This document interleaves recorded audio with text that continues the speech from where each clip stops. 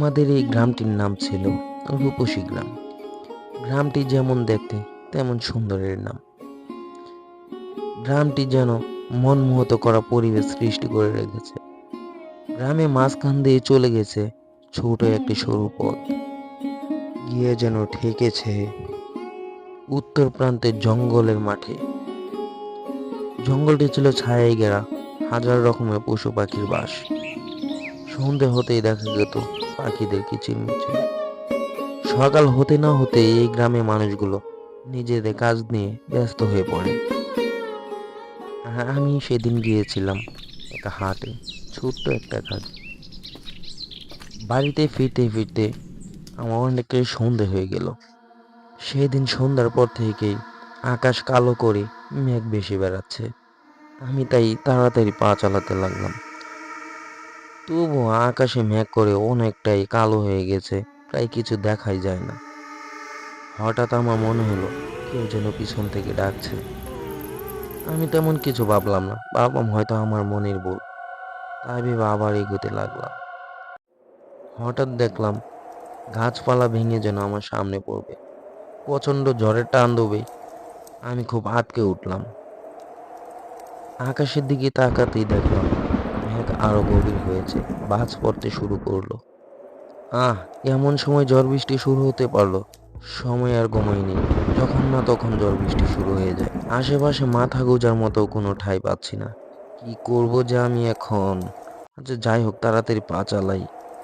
আসলে আমার মনের মাঝে একটা লুকোনো ভয় কাজ করছে। দিনের বেলায় এই গ্রামটা যেমন সুন্দর, তেমন রাতে ভয়ানক রূপ ধারণ করে। আবারও পিছন থেকে একটা ডাক শুনতে পেলাম, আর থমকে দাঁড়িয়ে কিছুটা শুনতে চেষ্টা করলাম। তখনও মনের ভুল ভেবে আমি আবার এগোতে লাগলাম। আস্তে আস্তে গিয়ে পৌঁছালাম সেই খাগড়াছড়ি শ্মশান ঘাটে।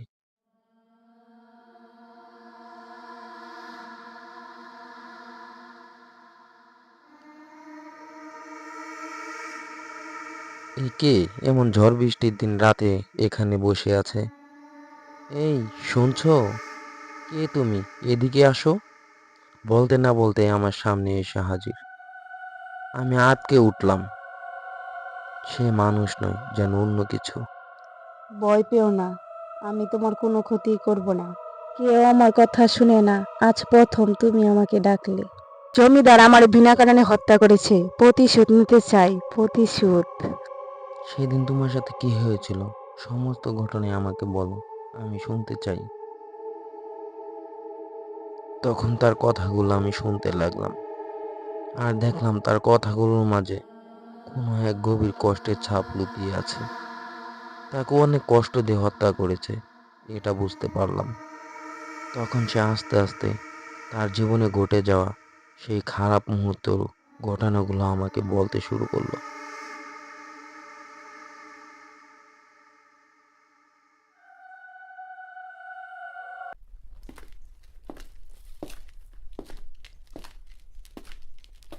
কই যাচ্ছ রূপা? উত্তর পাশে যেই 2 বিঘা জমি আছে সেই জমিটুকু আমার চাই। যেভাবে হোক তুমি আমাকে করে দিবে। অসম্ভব, ওই জমিটুকু আপনাকে দিতে পারবো না।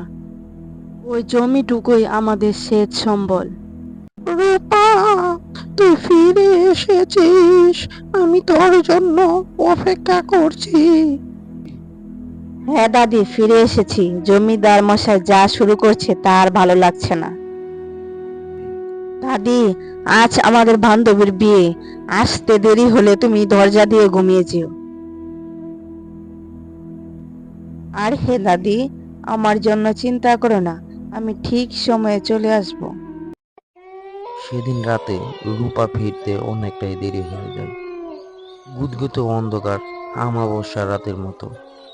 দূর থেকে নেকড়ের ডাক আর ঝিঝি পোকার ঝিঝি আওয়াজ। এরই মাঝে জমিদার মশাই গাছের আড়াল থেকে তাকে লক্ষ্য করছে। সুযোগ বুঝেই তার সামনে যেন আসা যায়। হঠাৎ দৌড়ে এসে তার সামনে দাঁড়ালো। এত রাতে আপনি এখানে কি করছেন? আমি তো আগেই বলেছি, আপনাকে একটুকু জমি আমি দিব না। আপনি পথ ছাড়েন, আমি বাড়িতে যাব। এ কথা বলতেই জমিদার মশাই তার কুঠাল বাহির করলো। তা দেখে রূপা খুব ভয় পেল আর রূপাকে বলতে লাগলো, তুই কি ভেবেছিস আমি তোকে এত সহজে ছেড়ে দিব? তোকে আমি একেবারে শেষ করে ফেলবো, তোকে বাঁচতে দিব না। এই বলে তাকে কুপিয়ে হত্যা করে সেখানে ফেলে রেখে চলে আসে। শিয়াল কুকুরে তার দেহটি ছিঁড়ে ছিঁড়ে খায়। আমি সমস্ত ঘটনা শোনার পর আমি জমিদার মশাইয়ের বাড়িতে চলে যাই আর জমিদার মশাইয়ের সাথে কথা বলতে লাগি। জমিদার মশাই, সেই উত্তরে জঙ্গলের পাশেই আমার 4 বিঘে জমি আছে। আমি কমের মাঝেই সেই জমিটুকু বিক্রি করে দিতে চাই। আপনি কি আমাকে সাহায্য করতে পারেন? যদি পারেন তাহলে বলেন। এই 4 বিঘে জমি ওকে ভুলিয়ে বালিয়ে আমার দখলে আনতেই হবে। এত কি ভাবছেন জমিদার মশাই? সেই জমিটা কি আপনি নিবেন? না মানে তেমন কিছু ভাবছি না, সে জমিটা আমি নিতে পারবো, তবে আজকে সারাদিন কাজে ব্যস্ত থাকবো, যেতে পারবো না, রাতে যেতে হবে। রাতের বেলা হারিকেন নিয়ে বেরিয়ে গেলাম। হারিকেনে অল্প আলোয় রাতে মাটিটা বেশ সুন্দর লাগছিল। দুজনে গল্প করতে করতে যেতে লাগলাম। তবুও যেন মনে মাঝে অজানা একটি ভয়। আমি বেশ বুঝতে পারছিলাম যে জমিদার আমাকে বাঁচিয়ে রাখবে না, আমাকে মেরে ফেলতে চেষ্টা করবে। হঠাৎ সে আমাকে ডাকে। এই রতন, দাঁড়াও, শোনো। হ্যাঁ জমিদার মশাই, বলেন কি বলবেন।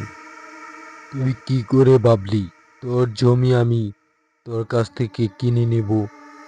তোর জমি আমি এখনই নিয়ে নিব, তুই আমাকে সই করে দিবি, আমি তোকে মেরে তোর জমি আমার অধীনে করে নিব।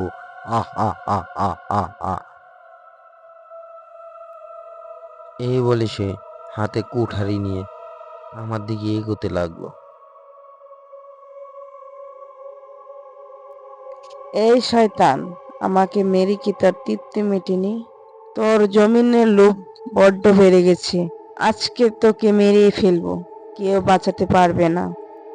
আমাকে ক্ষমা করে দাও, আমার ভুল আমি বুঝতে পেরেছি, আর কখনো এমনটা হবে না, আমাকে ক্ষমা করো, আমাকে ক্ষমা করো।